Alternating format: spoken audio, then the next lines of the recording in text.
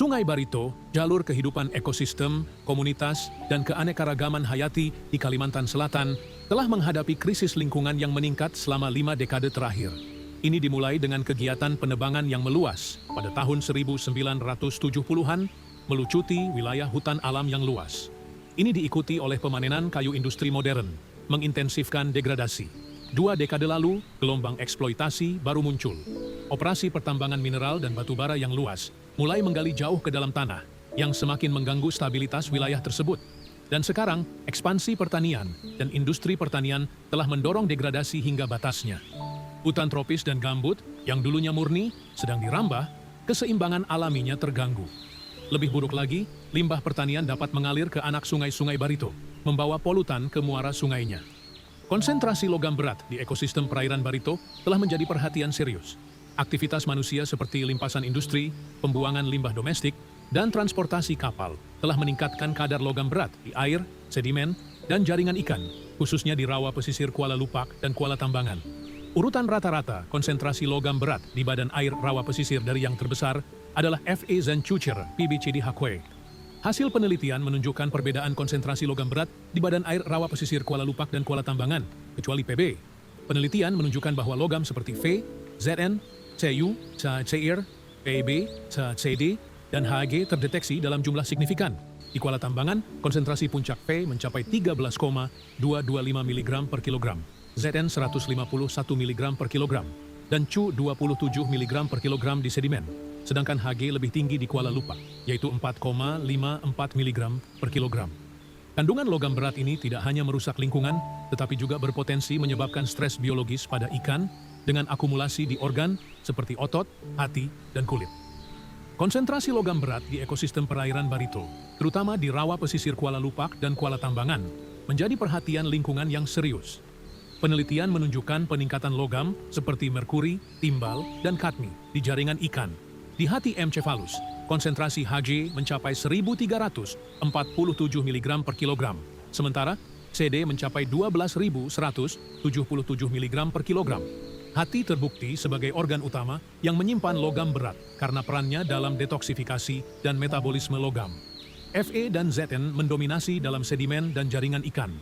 Fe mencapai 2,345 mg per kilogram di hati M. cephalus di Kuala Tambangan, sedangkan Zn tertinggi di hati A. Sagor pada 212 mg per kilogram. Polutan logam ini termasuk tembaga yang meningkat hingga 149,5 mg per kilogram di hati M. cephalus, terkait dengan aktivitas antropogenik seperti limbah industri dan pertambangan. Enzim stres oksidatif seperti CAT dan SOD memainkan peran penting dalam melindungi ikan dari stres oksidatif yang disebabkan oleh logam berat.